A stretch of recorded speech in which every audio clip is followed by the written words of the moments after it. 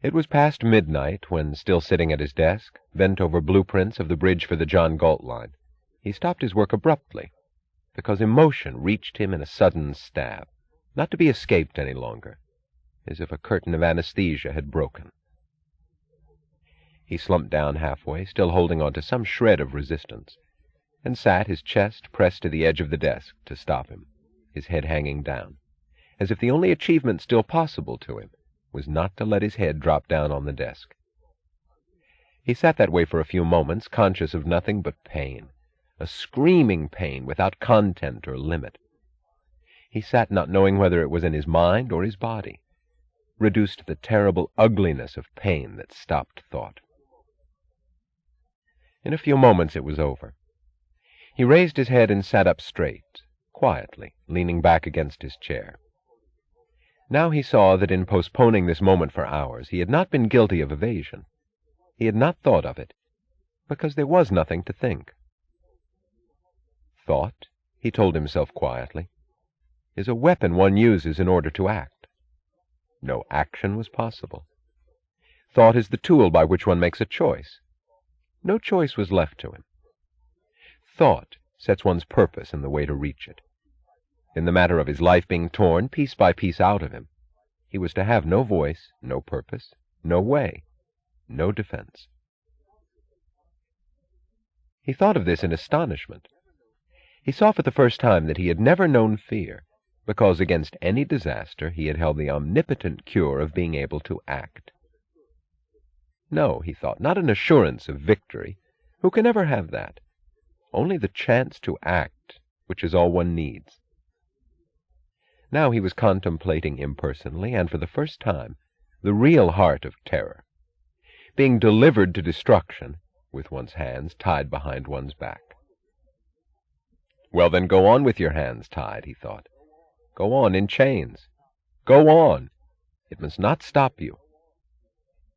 But another voice was telling him things he did not want to hear, while he fought back, crying through and against it.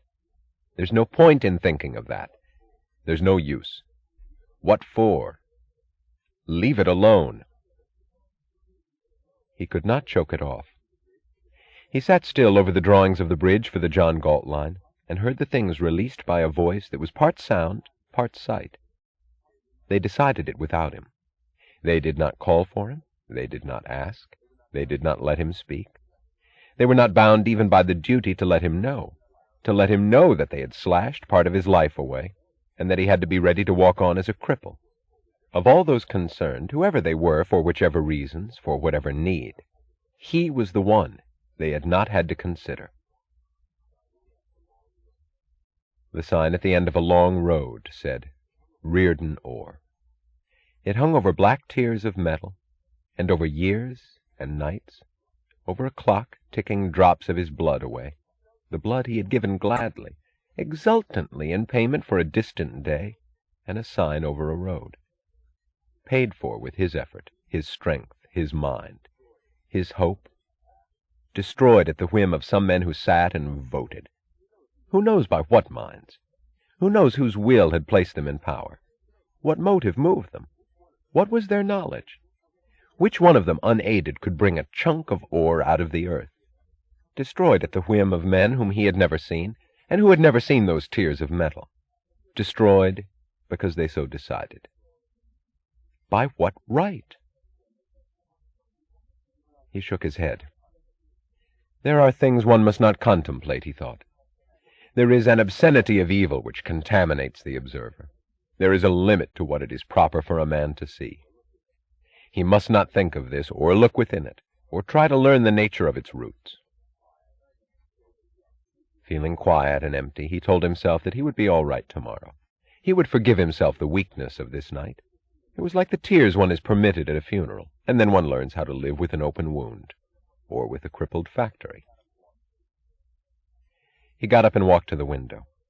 The mill seemed deserted and still. He saw feeble snatches of red above black funnels, long coils of steam, webbed diagonals of cranes and bridges. He felt a desolate loneliness, of a kind he had never known before. He thought that Gwen Ives and Mr. Ward could look to him for hope, for relief, for renewal of courage. To whom could he look for it? He, too, needed it for once. He wished he had a friend who could be permitted to see him suffer without pretense or protection, on whom he could lean for a moment, just to say, "I'm very tired," and find a moment's rest. Of all the men he knew, was there one he wished he had beside him now?